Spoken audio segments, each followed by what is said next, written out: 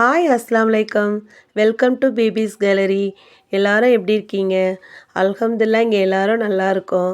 துஆ செய்யுங்க. நானும் உங்களுக்காக துஆ செய்கிறேன். 2 நாளா செடிக்கு தண்ணி ஊற்றலைங்க. இன்னைக்கு அல்லாஹ் தாலா மழையை இறக்கியிருக்கான். எங்கள் ஊர்லாம் மழை பெய்யுது. உங்கள் ஊர்லலாம் மழை பெய்யுதா? நல்லா ஜில்லுன்னு இருக்குங்க கிளைமேட்டு. செடிலாம் இப்போ தான் ஃப்ரெஷ்ஷாக இருக்குது. பார்க்கவே அழகா இருக்க மாரி இருக்குது. இயற்கை ரசித்தது போதும். நாங்கள் எல்லாம் வெயிட் பண்ணுறோன்னு என்னை அன்புடன் அழைச்சிதுங்க அடுப்பு. ஆமாங்க. ஸ்டவ் ரெடியாக இருக்குது. வெஜிடபிள்ஸ் எல்லாம் ரெடியாக இருக்குது. இன்றைக்கி நான் என்ன வைக்க போகிறேன்டா, இந்த மழைக்கு ஏற்ற மாதிரி வெள்ளை கொண்டக்கடல காய்கறி குழம்பு வைக்க போகிறேன் நான். நான் காய்கறி ஆணம் எப்படி வைக்கிறேன்னு பாருங்கள். எங்கள் ஊரில் ஆணும்னு சொல்லுவோம் நாங்கள். ஆமாங்க. காய்கறி ஆணத்துக்கு தேவையான பொருட்கள் எல்லாம் எடுத்து வச்சிட்டேன். வெள்ளை கொண்டக்கடல, புளி ஒரு லெமன் சைஸு, கருணக்கிழங்கு போட போகிறேங்க இன்றைக்கி. நைட் டின்னருக்காக சன்னா நான் செய்ய போகிறேன். அதனால் சன்னா ஊற வச்சுருக்கேன். ஊற வைக்கிறதுக்காக ரெடியாக வச்சுருக்கேன். ஆமாங்க. கருணக்கிழங்க கட் பண்ணிக்கங்க. அதில் மண் எவ்வளோ இருக்குது பாருங்கள். இதை நல்லா வாஷ் பண்ணிக்கணும். நல்லா கழுவிட்டு, ஏன்னா அதில் மண் இருக்கும். மண்ணில் தானே விளையுது. ஆமாங்க. கொண்டக்கல்லையை நைட்டு டின்னருக்காக நான் அதை இப்பயே நான் ஊற வச்சிட்டேன் நான். ஆமாங்க. நான் ஊற வைக்கலான்னா மறந்து போயிடுது. அப்போ சமையலோடு சேர்த்து செஞ்சு நம்ம ஊற வச்சுருவோம் அப்படின்னு சொல்லிட்டு தான் நான் கிட்டேயே நான் வச்சுக்கிட்டேன் கொண்டக்கல்லையை. இந்த கொண்டக்கல்லையும் நல்லா வாஷ் பண்ணிக்கங்க. வாஷ் பண்ணிவிட்டு அப்புறம் அது நெக்ஸ்ட்டு நம்ம செய்வோம். அடுப்பை பற்ற வச்சுக்குவோம். ஸ்டார்ட் பண்ண போகிறேங்க சமையல் இன்றைக்கி. கொண்டக்கல்லையை நான் கொஞ்சம் ஆயில் போட்டு அதை நான் வறுத்துக்குவேங்க நான். வறுத்தா தான் ஸ்மெல் நல்லாயிருக்கும் கொண்டக்கடலை குழம்பு. இது நெக்ஸ்ட் என்னென்னா, அந்த கருணக்கிழங்கு 2 விசில் விட்டால் போதும், அது வெந்துடும். ஆமாங்க. புளிக்குழம்பு காய்கறி குழம்புக்கெல்லாம் முட்டை மஸ்ட்டு. முட்டையை வேக வச்சுக்கிட்டேன். முட்டை வேகிறதுக்கு கொஞ்சமாக உப்பு போட்டுக்கோங்க. ஏன்னா அப்போ தான் அதோட செல்லை வந்து நம்ம உரிக்க ஈஸியாக வரும். இல்லைன்னா அது டைட்டாக இதாகிடும். ஆமாங்க. அப்புறம் புளி ஊற வச்சுருவோம். புளியை நல்லா வாஷ் பண்ணிவிட்டு ஒரு லெமன் சைஸ் தாங்க எடுத்திருக்கேன். இது 4 பேர் சாப்பிட்ற மாதிரி உள்ள குழம்பு இது. கரெக்டாக இருக்கும் இதோட மெத்தடு. ஊற வச்சுக்கிட்டேன். கருவாடில் நான் கொஞ்சம் சுடு தண்ணி ஊற்றிருக்கேன். அதில் உள்ள உப்புலாம் போகணுன்னு சொல்லி. ஆமாங்க. அது கொஞ்சம் நேரம் ஊறிட்டு இருக்கட்டும். அதோட உப்புலாம் போட்டோம். கருவாடு நான் ஒரே ஒரு பீஸ் தான் நான் எடுத்திருக்கேன் நான். யாருமே சாப்பிடாதுவோ, ஆனால் அதோட ஸ்மெல் நல்லா இருக்குங்க. அந்த காய்கறி அன்னத்தில் ஒரு கருவாடு, இல்லைன்னா எறாமணின்னு சொல்லுவாங்க, காஞ்ச எறா, அது போட்டாலும் செம்மையாக இருக்கும் அந்த குழம்புக்கு. நல்லா வறுத்துக்கங்க. கொண்டக்கடலை வறுக்கும் போது அது படப்படன்னு வெடிக்கும். அந்த நேரத்தில் தான் நம்ம தண்ணி ஊற்றி வேக வைக்கணும். கொண்டக்கடலை, மொச்சக்கடலை எல்லாமே இதே ஒரே மெத்தட் தான். ஒரு நாளைக்கு மொச்சக்கடலை குழம்பு வைக்கணுங்க. செம்மையாக இருக்கும் இந்த மழை சீசனில். நல்லா வறுத்துக்கிட்டேங்க நான். நல்லா ரெட்டிஸ் ஆகிடுச்சு. இப்போ தண்ணி ஊற்றுறேன் நான். தண்ணி ஊற்றும் போது தெறிக்கும். கொஞ்சம் அடுப்பு சிம் பண்ணிவிட்டு தண்ணி ஊற்றுங்க. அது பாட்டு அது பாயில் ஆகிட்டு இருக்கட்டும். பாயில் ஆகிட்டுருக்குங்க. சரி, அது வெயிட் பண்ணிட்டோம் நம்ம. அதுக்கு இடையில் நம்ம கீரை செய்கிறோம். இன்றைக்கி நான் என்ன கீரை செய்ய போகிறேன்னா, பொன்னாங்கண்ணி கீரையும் மணத்தக்காளி கீரையும் இன்றைக்கி நான் செய்ய போகிறேன். 2 மிக்ஸ் பண்ணி நான் செய்ய போகிறேன் நான்.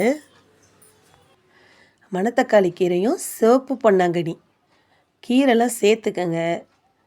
ஆமாங்க. இதை வாஷ் பண்ணுறது ரொம்ப பெரிய வேலைங்க இது. அதை நல்லா க்ளீன் பண்ணணும். ஏன்னா அது மண் வந்து நிறைய இருக்கும் அதில். அதை எல்லாத்தையும் ஒரு 2-3 தடவை நல்லா வாஷ் பண்ணி எடுக்கணும்.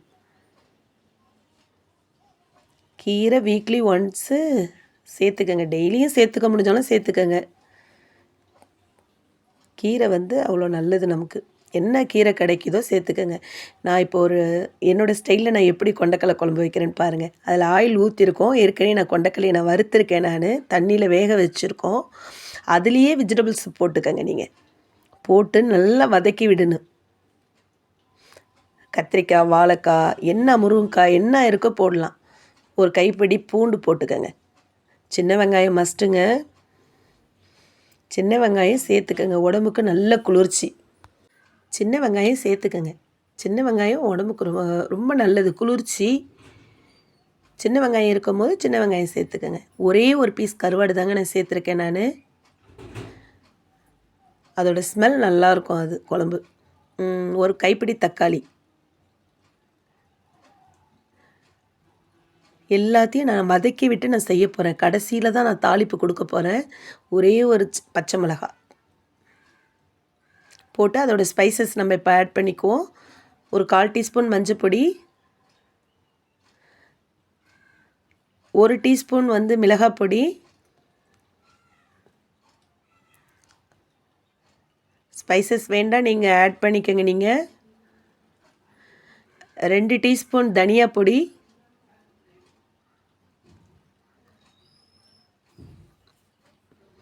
சூப்பராக இருக்குங்க இந்த கிளைமேட்டுக்கு இந்த குழம்பு வச்சு சாப்பிட்டா. நீங்களும் ட்ரை பண்ணுங்கள். வெள்ளை கொண்டக்கடலை குழம்பு, புளிக்குழம்பு.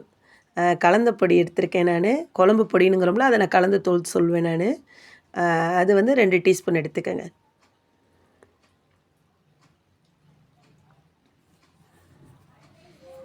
எடுத்து நல்லா வதக்கி விடுங்க.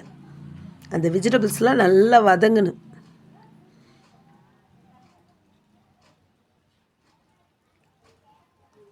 கொஞ்சமாக உப்பு போட்டுக்கோங்க அது வதங்குறதுக்கு.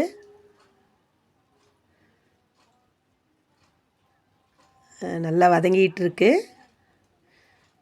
காய்கறி வாழைக்காய் போடலாம், என்ன வெஜிடபிள்ஸ் இருக்கோ போடலாம். கொஞ்சமாக ஒரு லெமன் சைஸ் தானங்க நான் புளி எடுத்திருக்கேன் நான். அதை ஊற்றி அதில் நம்ம வேக வச்சுருவோம். நம்ம தேவையான அளவு தண்ணி ஊற்றி அதை நம்ம வேக வச்சுருவோம். நம்ம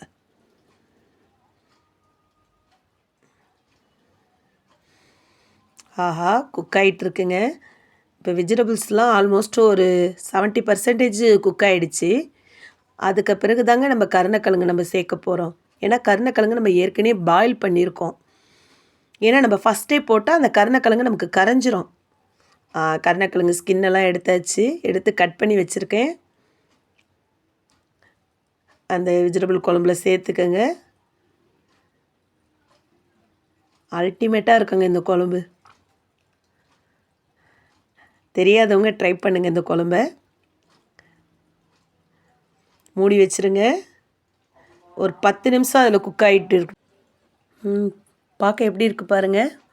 தெரியாதவங்க ட்ரை பண்ணுங்கள். இதுக்கு ஒரு தாளிப்பு ஒன்று கொடுத்துருவோம். தாளிப்பு நம்ம கறிவிடம் வச்சு தாங்க கொடுக்கணும். வடவம்னு சொல்லுவோம்ல, ஆமாங்க. இதுக்கு நான் ஒரு ஸ்டாண்ட் தயாரிச்சிருக்கேன் பாருங்கள். ஆமாங்க, இது தாளிப்பு சட்டி அடிக்கடி கவுந்துக்குதுங்க. அதுக்காக ஒரு சின்ன டப்பாவை வச்சு அது ஸ்டாண்ட் ஆக்கிட்டேன் நான். ஆமாங்க, எப்படி எப்படி நம்ம ஐடியா பண்ணுறோம். கொஞ்சமாக நல்லெண்ணெய் ஊற்றிக்கங்க. இந்த காரக்குழம்பு புளிக்குழம்புக்கெலாம் கொஞ்சம் நல்லெண்ணெய் மஸ்ட்டு. நல்லெண்ணெய் நல்லாயிருக்கும். கொஞ்சமாக கறிவிடம் போட்டுக்கங்க, கருவேப்பிலை போட்டுக்கங்க. காரப்பொடிலாம் நான் எதுவுமே நான் சேர்க்கல. நான் தாளித்து அதில் தூக்கி கொட்டிடுங்க. செம்மையாக இருக்குங்க இந்த குழம்பு. சுட சுட சாப்பாடு செஞ்சு இந்த குழம்பு போட்டு சாப்பிடுங்க. மழை சீசனுக்கு இது ஆப்டான குழம்பு. சரி, குழம்பு ரெடி ஆகிடுச்சு. அதை ஒரு பக்கம் வச்சுட்டு பருப்பு வெந்துருச்சான்னு பார்ப்போம். பாசிப்பயிறு சூப்பராக மலர்ந்துருக்குங்க. இது வந்து ஃபுல் குக்காக ஆகக்கூடாது, சும்மா ஒரு 1/2 குக்கு இருந்தால் போதும். நான் ஒரே ஒரு விசில் தான் விடுவேன் நான். பூண்டு போட்டுக்கங்க. ஒரு பூண்டு, 2 சின்ன வெங்காயம். சின்ன வெங்காயம் இருந்தால் ஒரு 4-5 வெங்காயம் போட்டுக்கங்க. தக்காளி, ஒரே ஒரு தக்காளி, ஒரே ஒரு பச்சை மிளகாய், ஒரு 1/4 டீஸ்பூன் மஞ்சள் பொடி போட்டுக்கோங்க. நான் குழம்பு மசாலா எடுக்கிறேன் இன்றைக்கி குழம்பு பொடி ஒரே ஒரு டீஸ்பூன் போட்டுக்கோங்க. பொன்னாங்கண்ணி கீரையெல்லாம் நல்லா ஃப்ரெஷ்ஷாக கழுவி வச்சாச்சு. நான் ரெண்டுமே இன்றைக்கி ஆட் பண்ணி செய்கிறேன். மணத்தக்காளி கீரையும் பொன்னாங்கண்ணி கீரையும் ஃப்ரெஷ்ஷாக இருக்குது கீரை. நல்லா வாஷ் பண்ணிவிட்டு சரி அதை குக்கரில் சேர்த்துக்கங்க. இது நான் பெரட்டின மாதிரி கூட்டு மாதிரி தான், கீரை கூட்டு மாதிரி தான் நான் வைக்க போகிறேன் நான். வெந்துருச்சுங்க. இதுக்கு ஒரு தாளிப்பு கொடுத்துருவோம். இது செக்கெண்ணெய்ங்க. இதுக்கு ஒரு தாளிப்பு கொடுத்துருவோம். செக்கெண்ணெய் கொஞ்சம் ஊற்றிக்குவோம். கொஞ்சம் கறிவிடம் போட்டு தாளித்து அந்த கீரையில் கொட்டிடுங்க. சூப்பராக இருக்கும் கீரை. இது மாதிரி வடவும் போட்டு தாளித்து கொட்டுங்க. ஆல்மோஸ்ட் எல்லாம் ரெடி ஆகிடுச்சிங்க. முட்டையை மேலே வச்சாச்சு, புளிக்குழம்பு மேலே எல்லாம் அல்ஹம்துலில்லாஹ் எல்லாம் ரெடி ஆகிடுச்சு. கீரை ரெடி ஆகிடுச்சு. அல்ஹம்துலில்லாஹ் சாப்பாடும் ரெடி ஆகிடுச்சு. இன்றைக்கி எல்லா வேலையும் முடிஞ்சிருச்சுங்க. இனிமேல் குளிச்சுட்டு தொழுதுட்டு சாப்பிட வேண்டியது தான். நீங்களும் துவா செய்யுங்க, நானும் துவா செய்கிறேங்க. என்னோடய சேனல் பிடிச்சிருந்தா சப்ஸ்கிரைப்